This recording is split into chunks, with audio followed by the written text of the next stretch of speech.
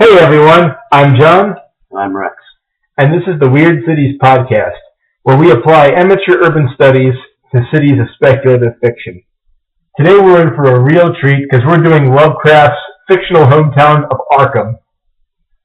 So Rex, what's Arkham like? Well, I've put together a list of words that are frequently used to describe the place by Lovecraft. Ancient, moldering, witch-cursed, legend-haunted, darkly muttering, crouching, sagging, huddled, brooding, crumbling, squalid,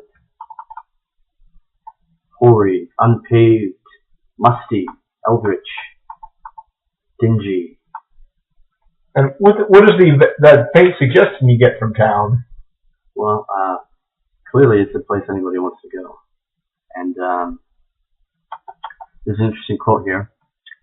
There was a faint suggestion behind the surface that everything of that monstrous past might not, at least in the darkest, narrowest, and most intricately crooked alleys, have utterly perished. Gee, sounds like a lovely place. But what does the architecture look like? Well, there's a lot of gambrel roofs and balustrades, because Lovecraft was crazy about that stuff. A lot of New England towns were. Interestingly, as far as the layout, we know that the Miskatonic River runs through the north half of the town.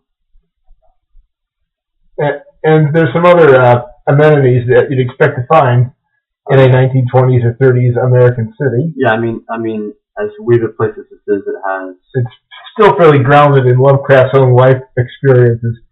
For purposes of the episode today, we're going to be assuming that Arkham is as Lovecraft kind of described it during the period that he wrote, the 1920s and 30s. Mm-hmm.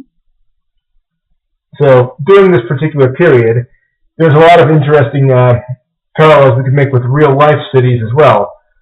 Some Lovecraft scholars believe that Salem, Massachusetts was one of the inspirations for this city.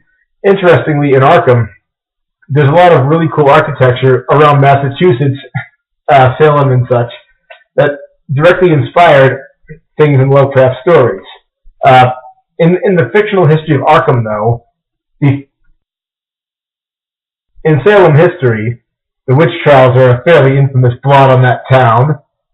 So Lovecraft was keen to exploit a lot of these cliches and tropes for designing his fictional Arkham. Now, there also was a very interesting building, the Danvers State Mental Institution, that inspired the fictional Arkham Sanitarium, which a Lovecraft-liking Batman editor of DC Comics would later turn into Arkham Asylum of Batman fame. And Derleth also went on to name his publishing house Arkham. So it's a name with a lot of cred across multiple types of speculative fiction, from superhero comics all the way to cosmic horror. Now, Lovecraft set a huge number of his stories in this town, and even a lot of his other stories mention them obliquely. So, some of the stories that feature Arkham prominently are The Thing on the Doorstep, The Dreams in the Witch House, and The Shadow Out of Time, at least in the beginning.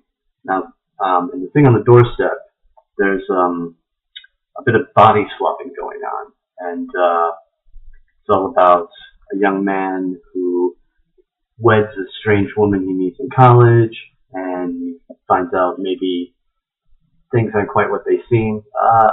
People have speculated this could possibly kind of be related to Lovecraft's own experiences when he got married. Lovecraft didn't have much of a love life. The Dreams of the Witch House is about a student of physics and folklore, is an interesting combo, who kind of shacks up in this cheap house that has a pretty bad reputation. Because, yeah, as a grad student, I can totally relate to that.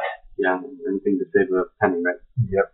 So he stays in this house because it was once owned by this witch who seemingly, without any guidance and completely before anyone else had thought of it by centuries, had kind of started to dabble with pretty advanced mathematics, which, the people at the time took to be magic and witchcraft. And The Shadow of Time, that stars another body swap character who finds that long spans of time from his memory disappear, and he is reported back to him later that he does all these strange things. He's trying to learn vociferously. Meanwhile, he has these horrible memories of a different place and time. Well, wasn't he a professor at famous Miskatonic University? That's right. Yeah. Everybody prominently featured in these stories are Arkham denizens. And interestingly, there's also Harbor West.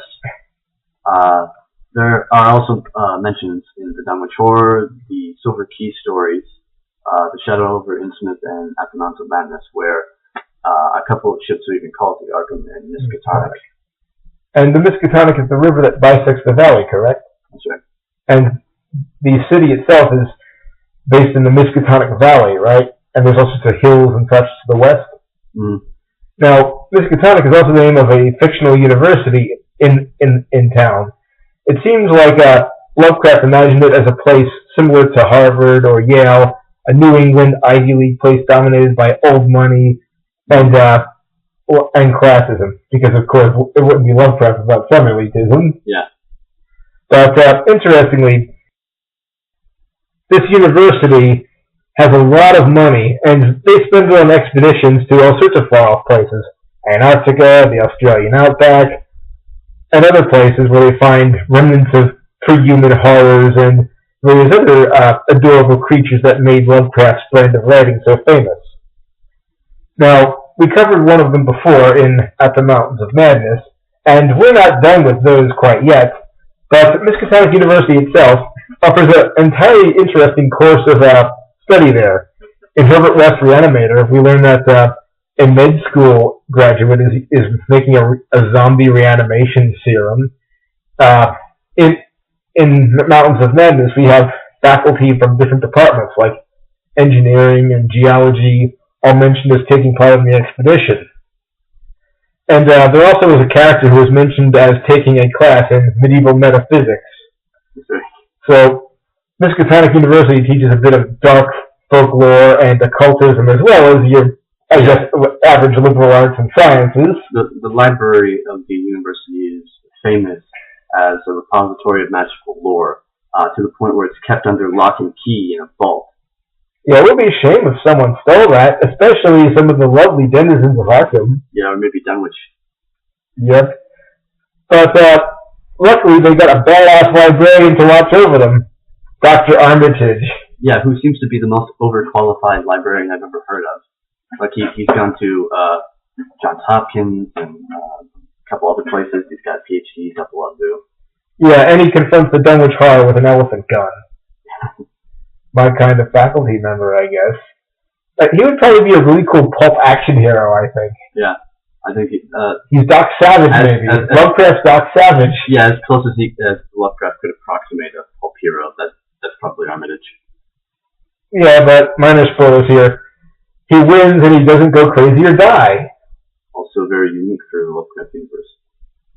And Miskatonic University, though, it seems like it's a very, I guess you could say, decadent place, or elitist place.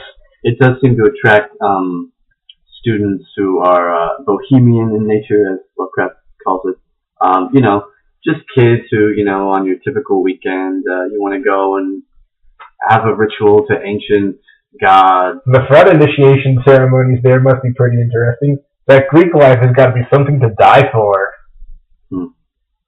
But Lovecraft himself, being a very elitist kind of white Anglo-Saxon Protestant, he probably would have thought anything that didn't reek of that was decadent or bohemian. Yeah, and it's interesting you mentioned his elitism and white-centric worldview, because there are a couple occasional mentions of people who don't quite fit that mold. Like, for instance, in Witch House, it's riddled with names of Polish or Slavic origin, and they all seem to be people who are fairly destitute. I mean, they're living in the same kind of squalor that the narrator finds himself in, because he's in this house.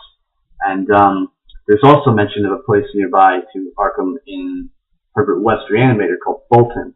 And this is basically where they put all the quote-unquote polyglot employees of the factory town. and which is a nice way, I guess, of saying a nice ghetto, basically. Yeah, all the non-whites bad part of town and foreigners that go here, and they box and they have all the. It's kind of like a weird Fight Club thing going on. Oh, there's also the fact that most of the elites of the city, or the wealthy ones, tend to be drawn towards the university, and everyone who's not is stuffed in the crappy part of town. Yeah. I mean, it seems like if you're not someone who's interested in the dark arts or some kind of horrific esoteric science. Yeah. Probably, a poor foreigner or some backwoods yokel who is probably, continuing your line, kind of turning that family tree in on itself. Yeah, when the family tree becomes a wreath. Yeah. Well, one other thing about Miskatonic University is that they have their fingers in a whole lot of other pies. As we mentioned, they send out expeditions to all sorts of forsaken corners of the world.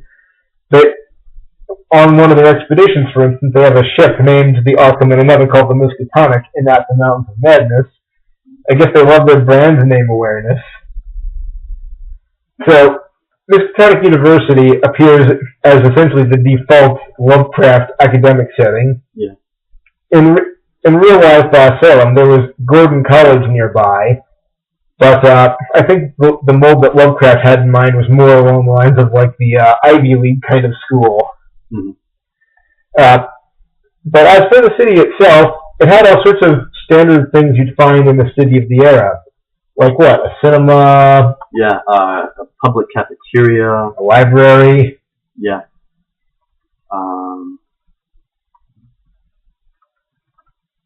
Let's see. Soda fountain? Museums, a spa, a veterinary, a historical society, a commercial house, which Jeb tells me was something like an early department store. It even had papers, the Arkham Advertiser and the Arkham Gazette. And the University Medical School, Herbert West represent. You offended poor Dr. West with your comments about mad science. Zombie reanimation serums are perfectly humanitarian, especially because the zombies decrease population growth by eating other people. I'm pretty sure you called it mad science, not me. I mean, completely benevolent science. Yeah. But there also is a couple of interesting things regarding the natural resources of the town. Because there's these... Well, there's mention of abandoned wharves, so we can conclude that there was some kind of... maritime trade there. Yeah. And you were telling me... Yes. Interestingly, in real-life history, Salem itself used to be a major port. There was trade that went on there during the American Revolution and afterwards, with the West Indies as far away as China, Polynesia, Africa. So yeah, you really wish that Lovecraft had put some of that in. Yeah, and not to mention it was a base for privateers during the American Revolution.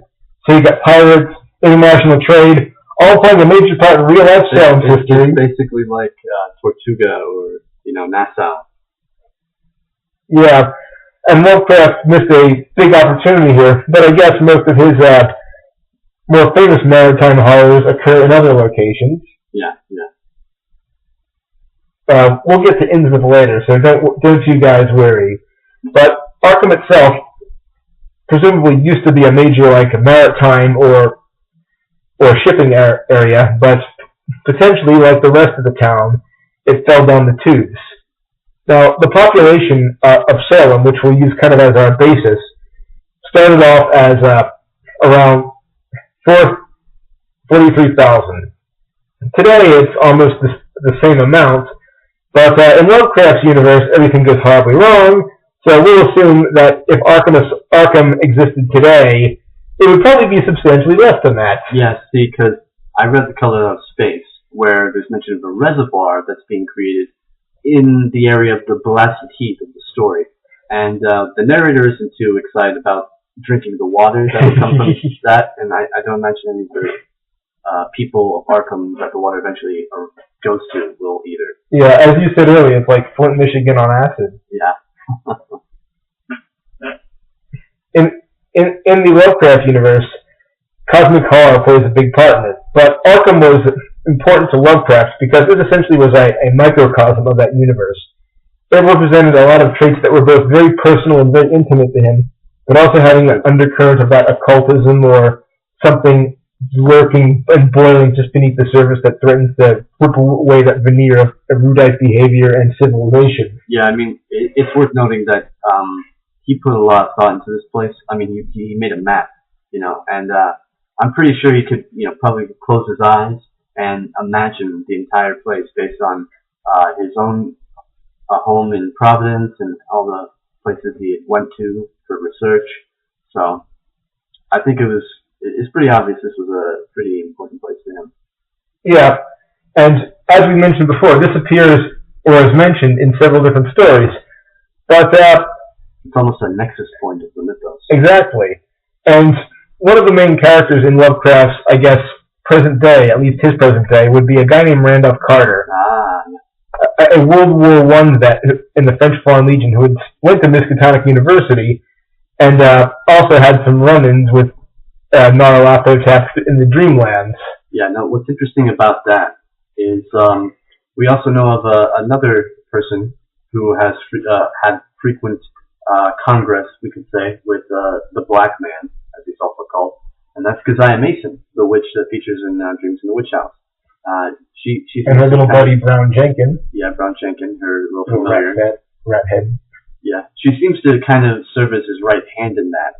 And what's interesting is, mentioned in the story, is that she was actually at the Salem witch trials, and she escaped in 1692, along with a man named Edmund Carter, who is an ancestor of Randolph. And so, at least I kind of speculate that connection might be sort of why Randolph has such issues running into Nyarlathotep later on in his life. Aww, Nyarlathotep is kind enough to keep checking in on the grandkids. He's a relatively caring elder god. Well, I guess that adds a bit more personal dimension to the mythos than just impersonal cosmic forces. Mm-hmm. Although, I wonder how Randolph would react if he found out his distant ancestor was one of Nyarlathotep's supporters. I'm pretty sure he does. I mean, in the Silver Key stories, he basically has the ability to enter not only the minds and lives of his ancestors, but pretty much everybody at some point. I mean, it gets completely deep cosmo and metaphysical. It touches almost to House of the Borderlands territory. Yeah, the Silver Key stories are probably the most like the Lord Dunsany stuff, at least as far as Lovecraft output. I would say the Dreamland stories fit that more, but I mean, you can see inspiration between Lovecraft, Hodgson, and Dunsany, certainly. Lovecraft, I would probably say, out of the Weird Tales main trio, Clark Ashton Smith, Howard, and him, Lovecraft probably had the best idea of how a city might work or how it would be organized, at least in my opinion. Yeah, I think he probably was the most interested in that too. He was the most civilized of the three, certainly. Yeah. I mean, if you had to break it to id, ego, and superego, Lovecraft's definitely superego. And Howard would be the id, and Clark Ashton Smith. Well, yeah, maybe. I mean, he liked the ladies. Yeah, but Howard was more about fighting. Yeah, but I mean, that was all in his stories. For the most part, he was just kind of a mama's boy in his parents' house in Texas. Yeah. Ooh. But I mean, I get so much for that. Clark Ashton Smith, though, we're going to get more on him, but Lovecraft designed a number of other cities, like the Elder Thing City. He designed other cities for alien and non-human races. The Ythians. The Nameless City, that was kind of like a prototype throughout the Mountains of Madness. He even touches upon... the Temple. Yeah, the Temple. He touches upon the Migo. Yes, and that's one I hope we can get to. The Migo on Yaga, he touches upon their civilization there too. And not to mention something a little closer to town, Innsmouth. Yeah.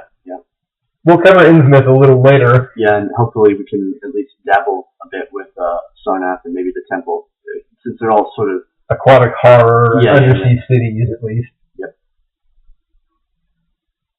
So, Real life Salem had a lot of interesting aspects that even H.P. Lovecraft forgot to add or did not add to his fictional Arkham. Yeah, so I mean, Pirates. there's probably a lot of fertile ground for new weird authors if they wanted to kind of do that. I'm reminded of some Borges stories that kind of featured pirates and a lot of that kind of swashbuckling stuff. But it's, very literary in nature. And I think there could probably be some interesting stories in the same vein about kind of a pirate era Arkham. Or if you want to get a bit more mundane, maybe a merchant or a trader who's sailing to like some exotic foreign port, Africa, China, Polynesia, and brings back some strange artifacts. Yeah, so that would be a good, perfect for like a Call of Cthulhu campaign. Definitely. Not to mention, it would also offer the chance to bring some various less used cultures, like say the Polynesians or various African ones, or Qing Dynasty China. Yeah, maybe into like a Mesoamerican. And put those alongside like a conventional stock, like a New England setting. Yeah. I'm just kind of sad that Lovecraft didn't touch on that aspect, though. I think that him missing a perfect chance to put in like strange foreign objects would definitely be something that would be up his alleyway. Yeah. Or at least up one of the alleys of Arkham. One of the crooked, narrow alleys of Arkham that you don't want to look too deeply into. Especially between two buildings with mangrove roots. Man's face bite you. Do you have any favorite fictional inhabitants of Arkham? Well, I mean, Keziah Mason. I like Armitage. I mean, we don't see a lot of prominent women in Lovecraft's work, and so we do see them in the stories related to Arkham, and that's Keziah Mason and Asenath Wade Derby.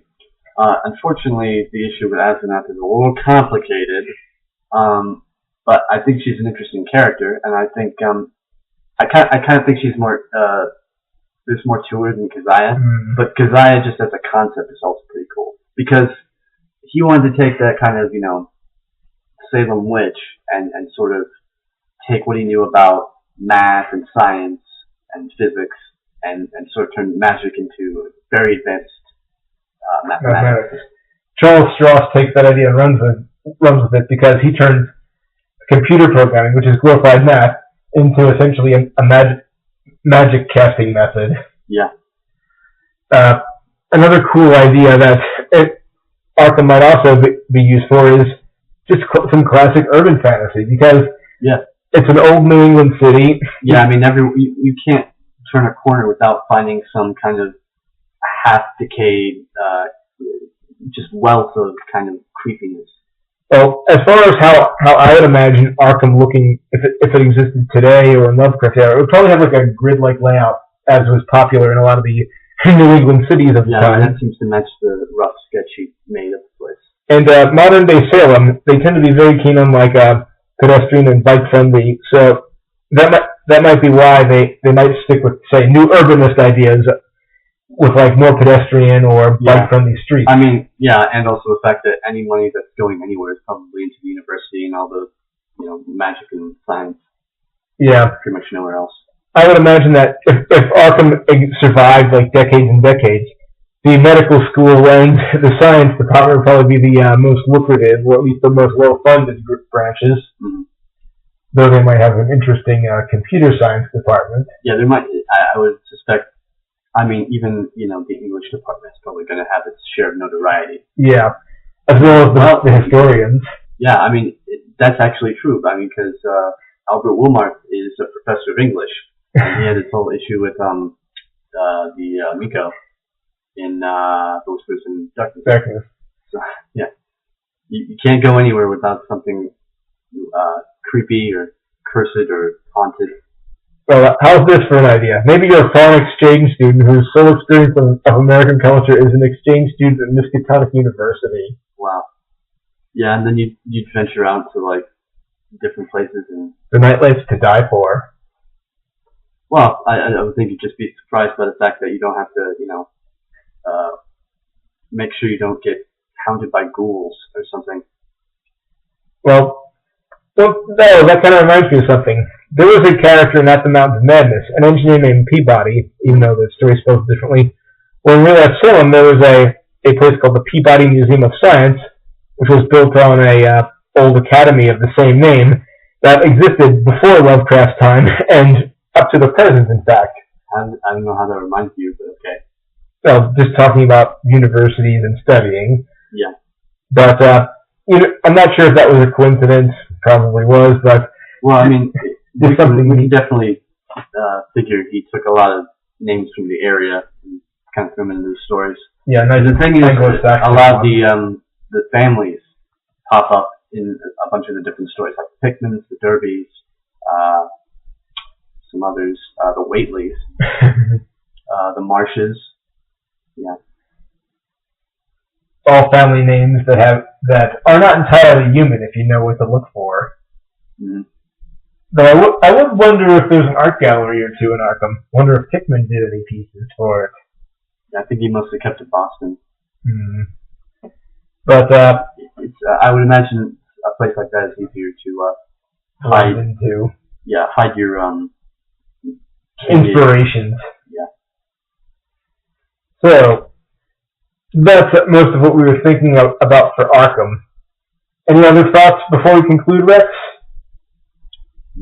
Well, I'm excited to do Innsmouth and Sarnath and the Temple. Well, next week we're going to be taking a look at some of Lovecraft's other cities, at least some of the smaller ones. Join us next week for us looking at Innsmouth, Dunwich, and Sarnath, plus a couple of mini ones. After that, we'll be going back to Clark Ashton Smith, and then ending with a bang. Well, I hope you enjoy your travels in these weird cities.